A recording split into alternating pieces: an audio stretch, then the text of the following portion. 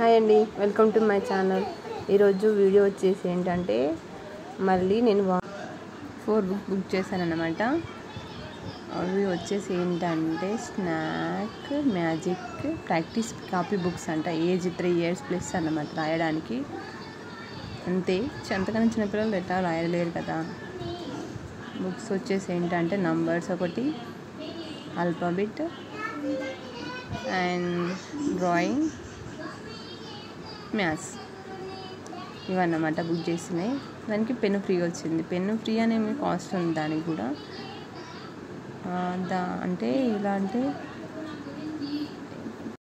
అనే ఉంటుందా మరి మ్యాజిక్ ఉందా అనేది ఏబిసిడి రాశాను.